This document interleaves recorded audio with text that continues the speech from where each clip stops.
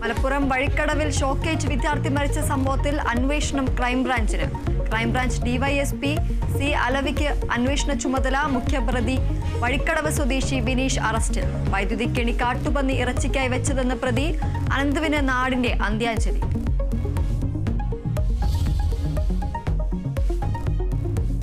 നിലമ്പൂരിൽ പന്നിക്കെണിയിൽ നിന്നും ഷോക്കേറ്റ് 10ാം ക്ലാസ് വിദ്യാർത്ഥി മരിച്ചതിൽ രാഷ്ട്രീയ പോര് മുറുകുന്നു. തെരഞ്ഞെടുപ്പ് പ്രചാരണത്തെ ഉണർത്താനുണ്ടാക്കിയ സംഭവമാണോ എന്ന് സംശയമെന്ന് വനമന്ത്രി. രാഷ്ട്രീയ ഗൂഢാലോചന സംശയിക്കുന്നുവെന്ന് MP ഗോവിന്ദൻ മാസ്റ്റർ.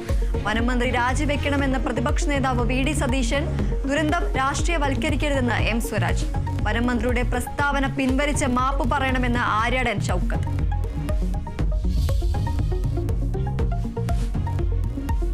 നടൻ കൃഷ്ണകുമാറിനും മകൾക്കുമെതിരായ കേസിൽ അന്വേഷണത്തിന് പ്രത്യേക സംഘം. സാമ്പത്തിക ക്രമക്കേടുകൾ നടന്നിട്ടുണ്ടെന്ന് നിഗമനം. കടയിലെ കണക്കുകൾ പോലീസിന്റെ മേൽനോട്ടത്തിൽ ഓഡിറ്റ് ചെയ്യും. സ്ഥാപനത്തിലെ മുൻ ജീവനക്കാരികളെ ചോദ്യം ചെയ്യുന്ന വീഡിയോ കുടുംബം പുറത്തുവിട്ടു.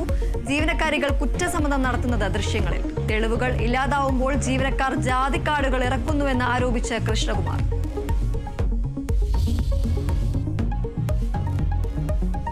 ഇടുക്കി മയിലാടുംപാറയ്ക്ക് സമീപം കുഴിയിൽ വീണ കടുവയെ മയക്കുവെടിവെച്ചു. സ്വകാര്യ വ്യക്തിയുടെ ഏലത്തോട്ടത്തിലെ കുഴിയിൽ കടുവ വീണത് പുലർച്ചെ. പത്തനംതിട്ട തണ്ണിത്തോട് വളർത്തുനായെ അജ്ഞാത മൃഗം ആക്രമിച്ചു കൊന്നു. പുലിയെന്ന് സംശയിച്ച് നാട്ടുകാർ.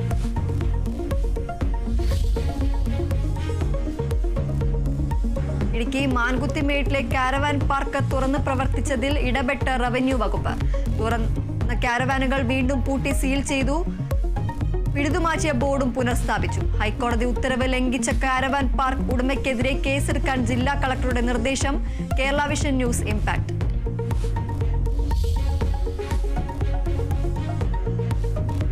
ഫ്രഞ്ച് ഓപ്പൺ പുരുഷ ചാമ്പ്യനെ ഇന്നറിയാം.